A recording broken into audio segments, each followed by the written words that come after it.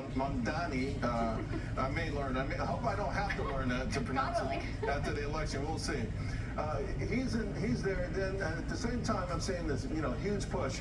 This is from the large teachers union, and they're talking about the fact that they pledge to defend democracy by pushing back against fascism, but they tied in with Donald Trump.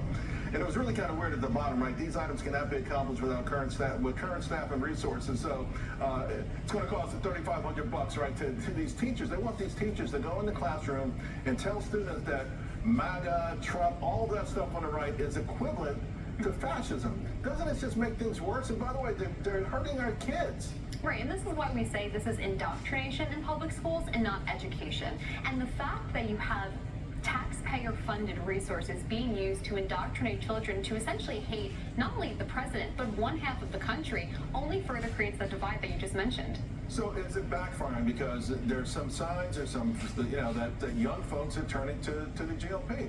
That there are more and more young Republicans. How do you account for that? Yeah, I think that's actually a great testament that the education system doesn't have the same grip it did maybe 10 years ago.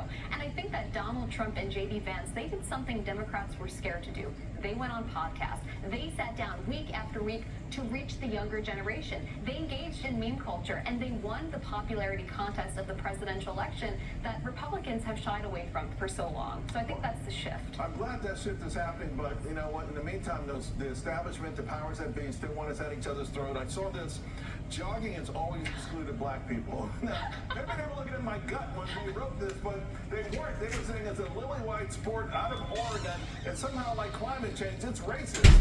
How do you push back this stuff? It just never stops, and it feels like the intent is to keep one group of people afraid, one group of people angry, one group of people disadvantaged. And this show is all about empowering all people. Yes.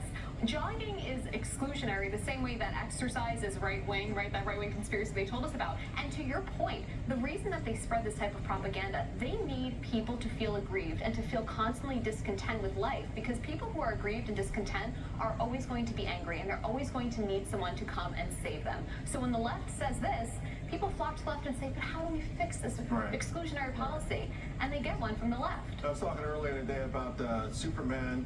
John Carney wrote that the original Superman was all about a rebirth, getting rid of the fertility crisis, having kids, and the baby boom. Could we get back there? I mean, we only have 15 seconds, but can our country get back to a place where people were forming families and having kids and embracing our culture?